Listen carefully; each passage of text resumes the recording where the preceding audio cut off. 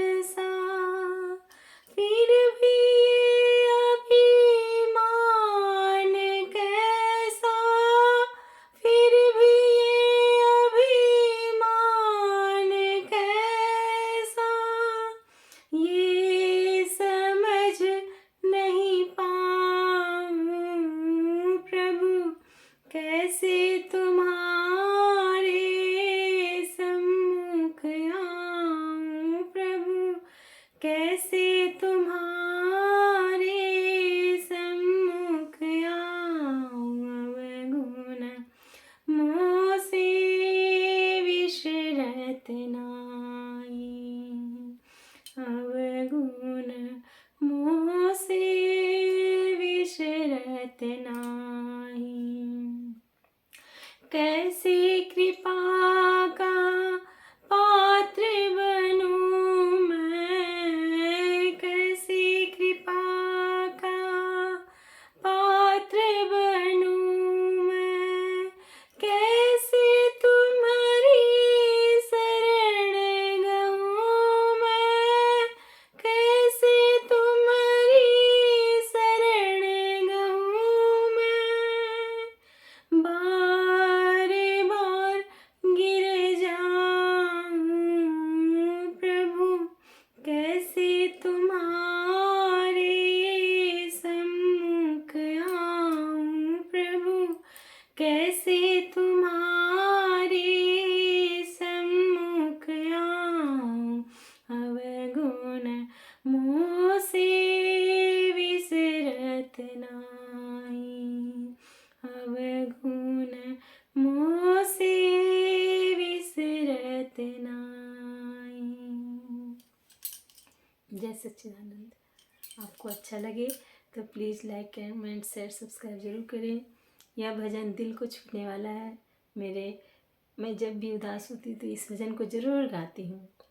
आप सभी को मेरा जय सच्चिदानंद।